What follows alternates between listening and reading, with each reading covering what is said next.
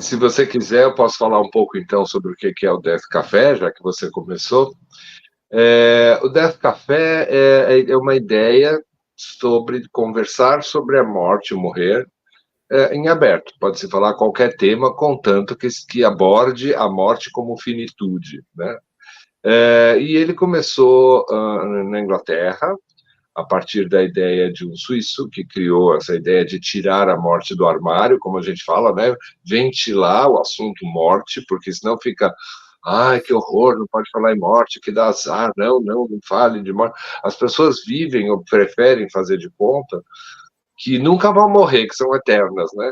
E a proposta do Death Café é justamente falar desta finitude. Sim, a gente está aqui, a única certeza que a gente tem é que vai morrer um dia, mais cedo ou mais tarde.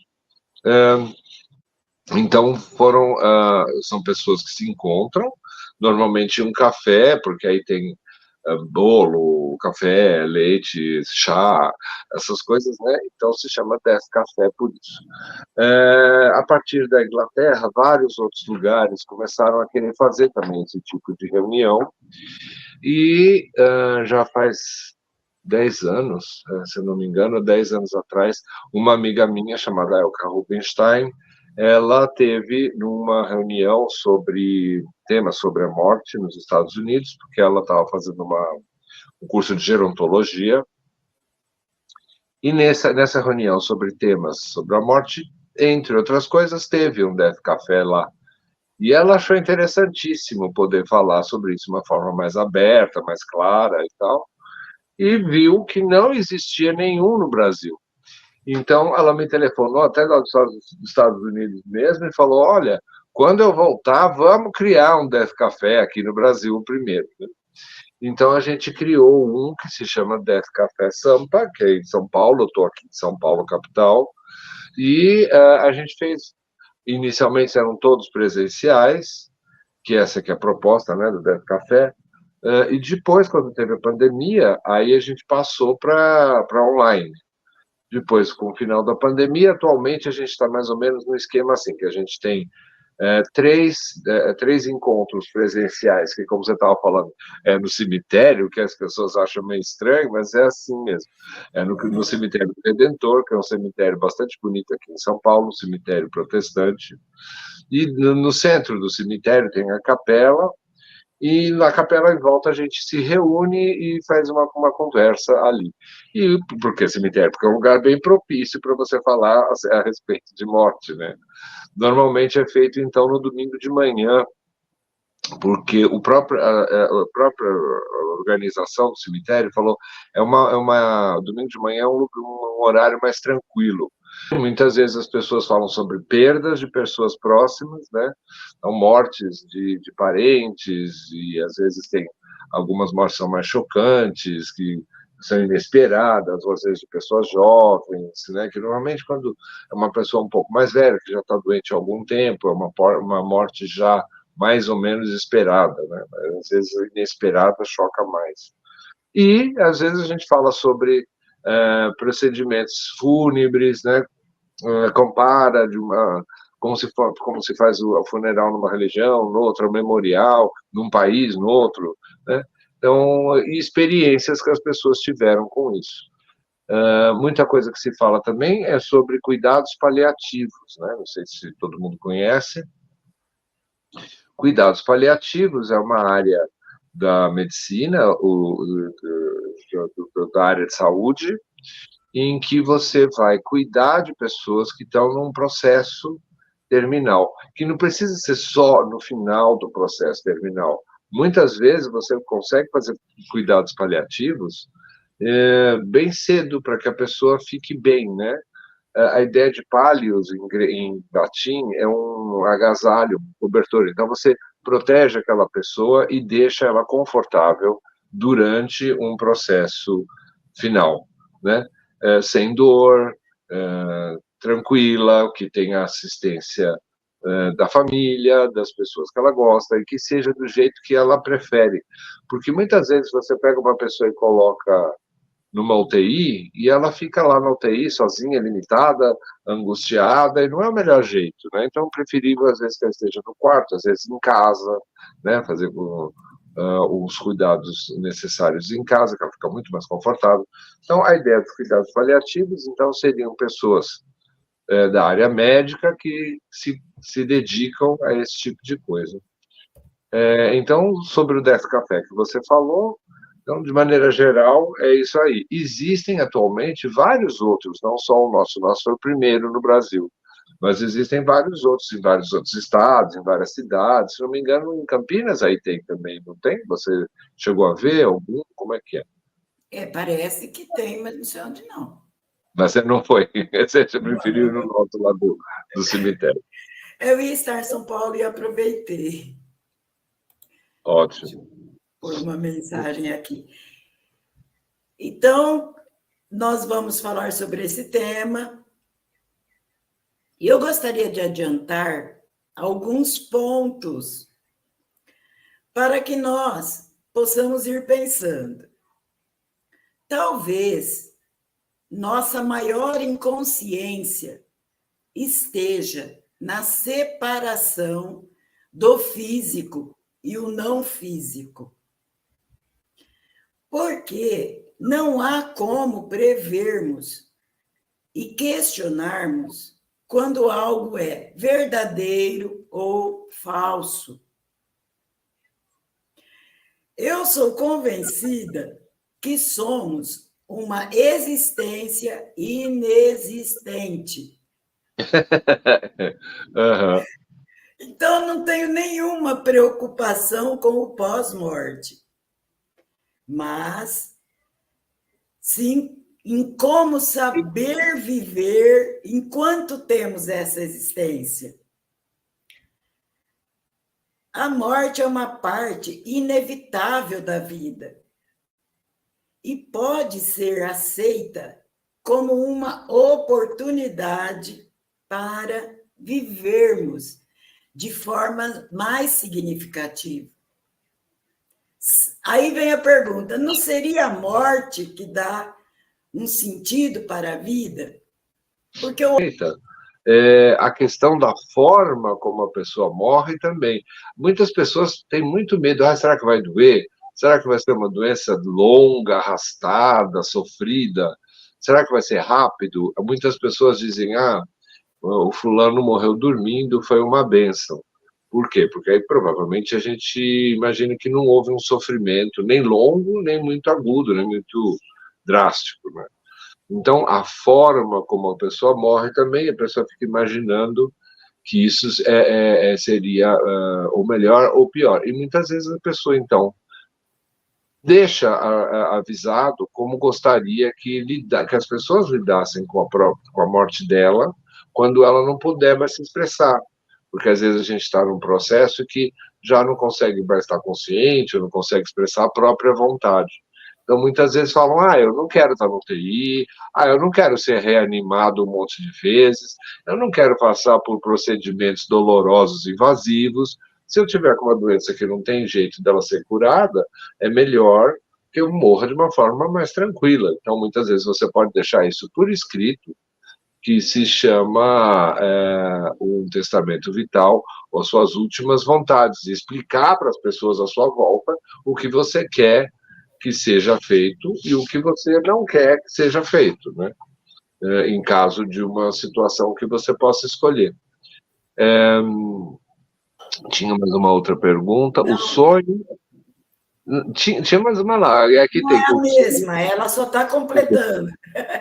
Que o sonho. Se o sonho é morrer. O sonho dela é morrer dormindo mesmo. Que eu acabei de falar, que deve ser ótimo, né? Bom, a questão de morrer dormindo e o sonho e o sono é interessante, porque os gregos diziam que o sono e o sonho, eles eram irmãos da morte. Como é que é isso? Porque tem alguma coisa interessante que acontece, que a gente dificilmente presta muita atenção, que é o dormir. Parece tão natural, todo mundo dorme de noite, tá? Mas o que é exatamente dormir? É um pouco misterioso. a gente vai lá e, puf, apaga. Apaga, aí depois só reinicia aí o nosso cérebro 8 horas depois, 7 horas depois, sei lá. E acontece um monte de coisa que você não vê, e às vezes no meio desse sono você tem um sonho, que é uma outra realidade, uma outra estrutura, uma coisa bem estranha, uma coisa esquisita, né? Como que acontece isso? Então, a ideia de que o sono é irmão da morte é assim, é como se o sono fosse uma pequena morte. A gente entende que a gente vem para esse mundo físico a partir então de um mundo espiritual que é diferente então desse psíquico que eu tinha falado. Você tem um corpo, você tem a alma, que é esse mundo psíquico, e a gente imagina que a gente tem uma origem espiritual superior que vem então de uma outra existência não material e não finita. Esse espírito, quando vem para cá, para essa existência material, cria esse corpo físico. E isso cansa, tem um esforço para que a gente venha e traga essa consciência aqui para o mundo físico. Então chega uma hora que você começa a ficar cansado, sim, e não aguenta muito ficar aqui. E aí você precisa se desligar daqui, e a gente imagina que você religa lá no mundo espiritual para você se recuperar e acorda novamente se sentindo descansado. Então você tem esse ritmo. Quando você acorda, é parecido com nascer. Quando você vai dormir, é parecido com morrer. É interessante que pessoas que têm medo de morrer, seja pelo que acontece depois, ou seja porque acham que é doloroso, difícil, enfim, pessoas com medo de morrer costumam ter uma certa insônia ou dificuldade para dormir, porque não se deixam levar. O sono você tem que se entregar. Então, pessoas muito controladoras ali vão ter uma dificuldade danada para conseguir dormir. E o despertar parece com o nascer. Mas não só o dormir e acordar é nascer e morrer, mas você tem os ritmos respiratórios, por exemplo. Quando a gente nasce, quando é que marcará o horário que a pessoa nasceu? Quando o bebê inspira pela primeira vez, coloca o ar para dentro e infla os pulmões e chora bastante porque dói quando infla os pulmões.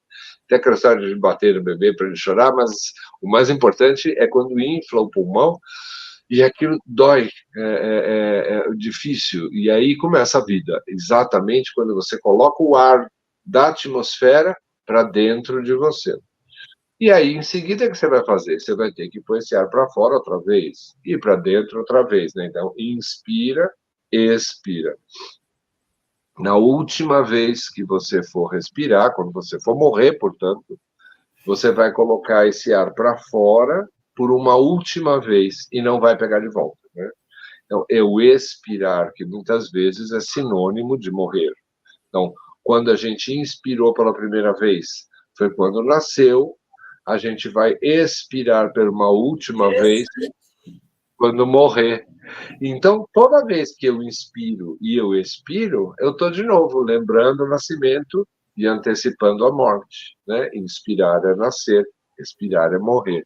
Então, a gente tem vários ciclos dentro da vida. Então, a gente costuma dizer que o contrário de morte não é vida, o contrário de morte é nascimento, porque do ritmo de nascimento e vida, e nascimento e morte, você tem a vida toda. E aí, e muitas vezes a gente se transforma durante a vida, né? Então eu brinco que tem reencarnações dentro dessa vida aqui mesmo, sem precisar morrer e encarnar de novo. Porque a gente muda, a gente aprende novas coisas, a gente aprende a lidar com as emoções de uma forma diferente, a gente se reinventa e vai fazer outra profissão, a gente encontra outras pessoas. Então eu falo, nossa, você vai pensando, sei lá, como é que você era 30 anos atrás, nossa, eu pensava tão diferente, era outra pessoa, provavelmente. Aí depois mudou e mudou de novo, então a gente vai mudando ao longo da vida. Então você tem ciclos de vida e morte e transformação, na verdade, dentro da vida, né? Sobre as 3 coisas que a gente tem que trabalhar e que não é nada fácil, que seria o apego, o medo e a culpa. Essas três coisas que seria o mais difícil. E qual seria a forma melhor para a gente aprender a viver melhor e morrer melhor? Bom, aí você me pegou aí, você falou realmente as três coisas mais difíceis que tem. Essas aí você matou. Essas três coisas são as piores de todas. É exatamente isso que a gente tem que aprender. Que eu falei, nós viemos para aprender. A gente vem para aprender matemática, física, química, isso tudo é muito legal, mas o que a gente tem que aprender é lidar com essas três coisas aí, né? Então, o apego, que eu estava falando, o tal do ego. Então, as pessoas têm o apego do ego, então, consigo mesma, com a vida que elas têm, ou com a vida que elas gostariam de ter, e aí eles vão criando um controle absurdo sobre tudo que está em volta, né? Então, eu tenho um apego com os meus bens materiais.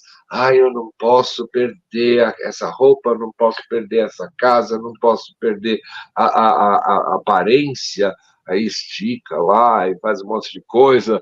Eu não posso perder os meus amigos, eu não posso perder a família. Então, você vai perder. Então, você vai ter que lidar com esse apego. Por causa do apego, vem o medo. Vem o medo, né? Mas e se eu perder? Deixa eu só ver aqui a pergunta. Já vi muitos casos de casais que vivem juntos por muitos anos e quando um dos cônjuges morre, pouco tempo depois o outro também falece. Teria uma causa para isso? Exatamente. São pessoas que viveram, então, normalmente aqueles casais que viveram muitos anos juntos, né, de uma forma muito próxima. Então, eles aprendem a andar ali juntos, né, numa companhia constante. Quando um se vai, o outro se sente perdido. Eu acho que não é exatamente o ideal, porque a pessoa, quando um se vai, o outro teria que aprender a continuar vivendo sozinho, né? Ou pelo menos algum tempo, ou se redescobrir, né? Só que tem umas pessoas que não conseguem realmente, aí entra num processo depressivo, e esse processo depressivo acaba levando à morte, sim. Então, é comum. Mas eu não acho que é o ideal. O ideal seria que você, tá bom, perdi essa companheira, esse companheiro, e vou continuar a minha vida. Porque é assim que é, né? Até no casamento fala até que a morte o separe. E aí, quando morrer o separa, você vai continuar na sua vida e vai continuar sozinho. E dentro da sua pele, somente você. Bom, mas voltando lá, então vem o segundo, porque você falou aí que é a história do medo. O medo vem do apego. Se você não é apegado, você deixa aí, então você não tem mais medo de nada, porque seja lá o que for que vai acontecer, você aceita e você se deixa, você se entrega, né? Se você tem apego, vai ter medo de tudo. Medo de tudo. Aí começa a criar monstros. Meu Deus, e se eu perder o dinheiro, e se eu perder a saúde, e se eu perder os filhos, e se eu perder a família? E você, bom, é melhor você viver preparado para perder todas essas coisas, deixar aí sem grandes apegos, para que não tenha medo. Senão você vai viver uma vida de desespero e medo, e esse medo te leva ao controle. Aí você vai fazer coisas para evitar a perda que você imagina que vai ter. Então eu vou fazer milhares de exames. Não que a gente não tenha que fazer exames médicos regulares para manter uma saúde boa, mas tem gente que faz milhões de exames, ou então ao contrário, tem umas pessoas, é engraçado, tem umas pessoas que têm medo de fazer exame, porque tem medo que possa vir alguma coisa errada no exame, então não faz.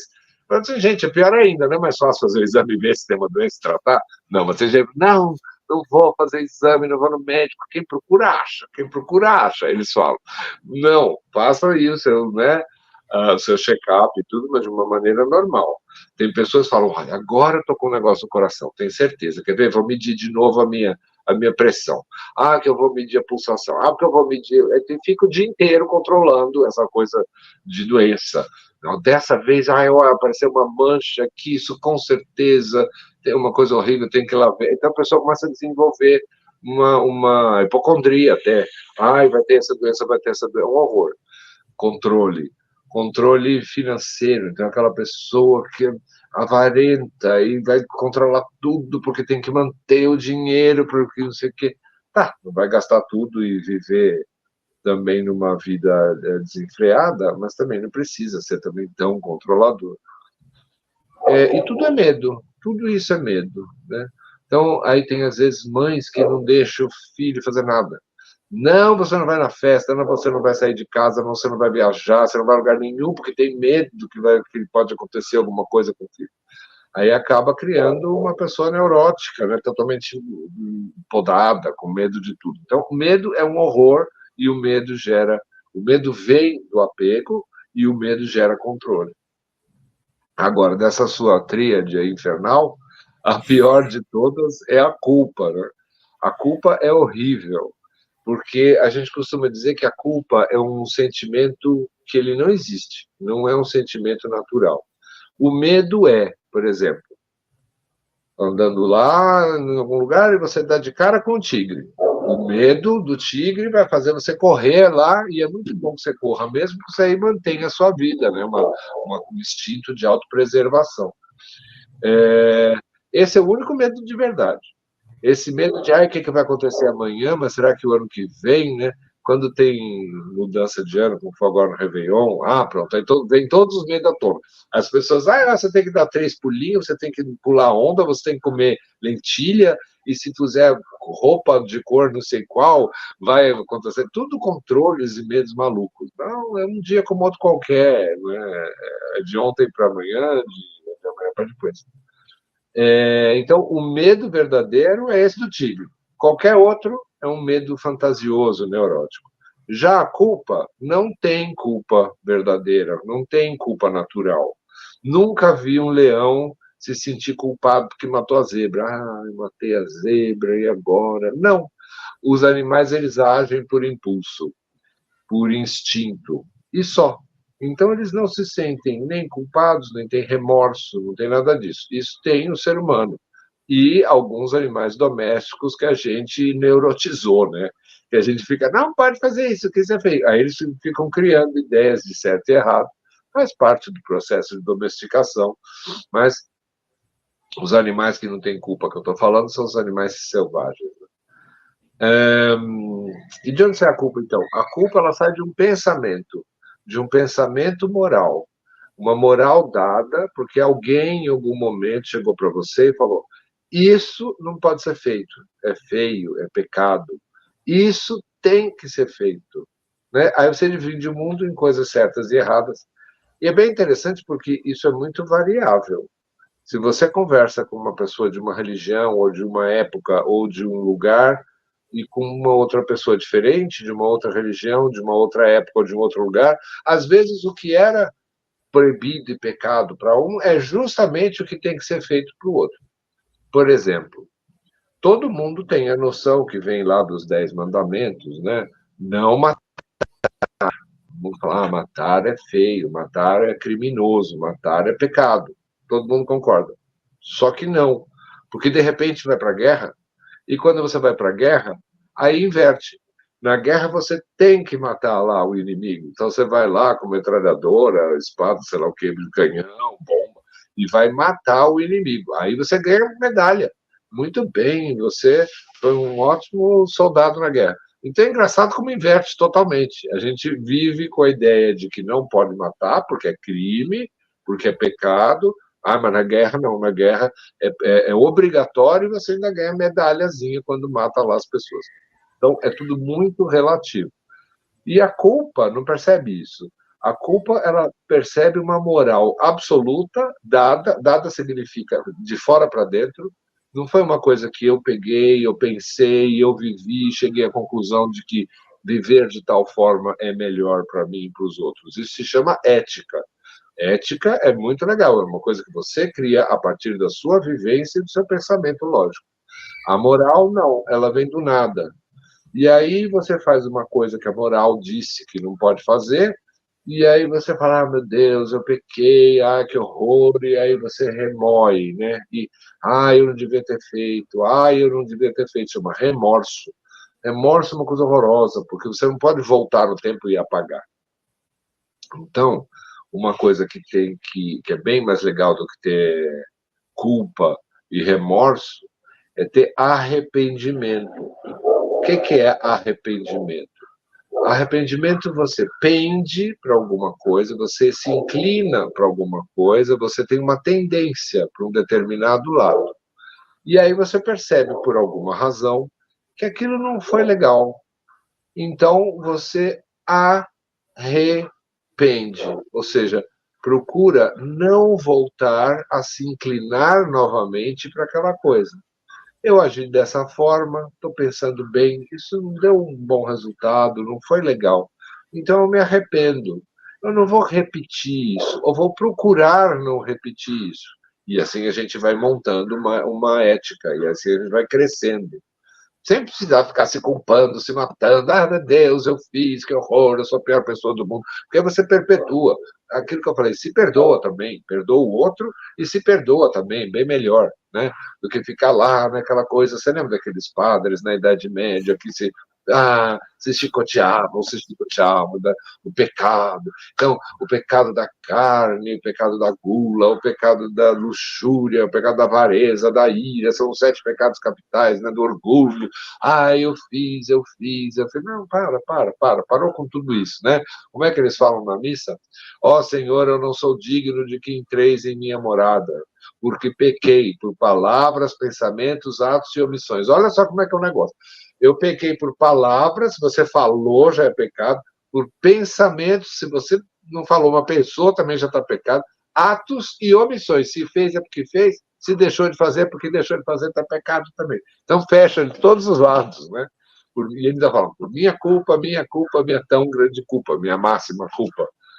Mas segue a missa e fala, mas dizei uma só palavra e serei salvo. Eu sempre pensava, que palavra? Assim, dizei uma só palavra. Que palavra? Perdão. A palavra é perdão, porque o centro do cristianismo é o perdão. Então você perdoa os outros e você perdoa você mesmo e tudo isso se desfaz, se desfaz. Então como resolver a culpa? Assim, né? Como resolver o medo? Aceitando o desapego e a aceitação. O que vai acontecer, acontecerá. E eu vou aceitar a minha vida, eu vou seguir a minha vida, e vou ver o que eu vou fazer com ela. Não vou ficar lá desesperado, com medo, né? E a culpa? Eu me perdoo, eu perdoo você, eu perdoo todo mundo. E tudo se desfaz. E a gente aprende com os erros. Não se mata por causa dos erros, aprende com eles. Esse é o arrependimento. Bom, então a sua trinca demoníaca aí, eu acho que o jeito de lidar. É fácil falar, difícil fazer. Mas o jeito de lidar com ela é esse aí que eu acabei de falar. Então tá, Gregório, tá ótimo. Eu só queria que você desse uma mensagem final aí para a gente morrer bem. Então, a mensagem final é essa: todo mundo vai morrer. Eu gosto de falar isso. Eu vou morrer, você vai morrer, todo mundo vai morrer. Hoje de manhã deve ter nascido em algum lugar algum bebezinho. Ele vai morrer também. Daqui a 100 e poucos anos não tem ninguém que você conhece que vai estar vivo. Todo mundo vai morrer. Bem outras pessoas. Ou não, pode ser que também exploda a bomba atômica, mata todo mundo, são obras baratas, não sei.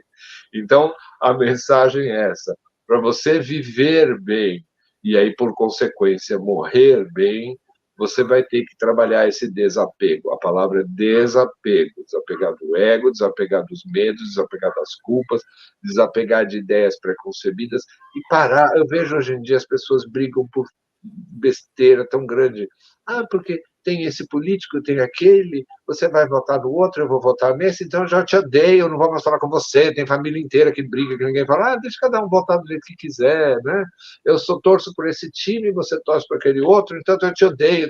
Dá para relevar um pouco e deixar cada um ser do jeito que quiser, esse torce para esse time, aquele torce para o outro, esse vai votar nesse político, o outro vai votar para o outro, um gosta de usar roupa assim, o outro gosta de usar roupa assado, deixa cada um fazer o que quer, vai perdoando todo mundo, desapega, sabe? Vai vivendo a sua vida, que é melhor. Então, a mensagem final é essa, para viver bem e, consequentemente, morrer bem. Você tem mais alguma pergunta que alguém fez aí ou não, gente? Não, não tem, não tem, não.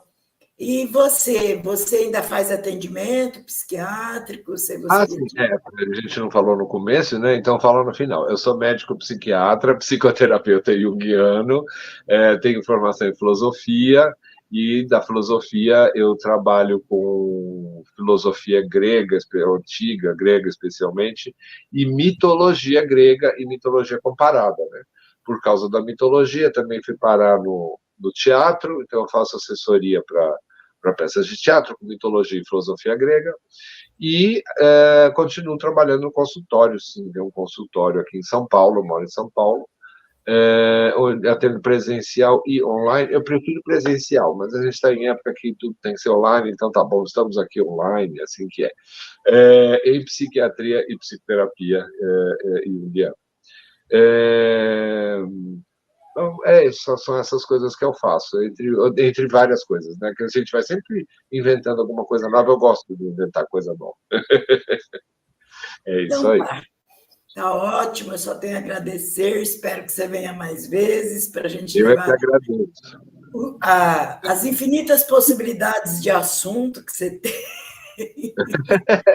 É bastante coisa. Eu agradeço aí o convite.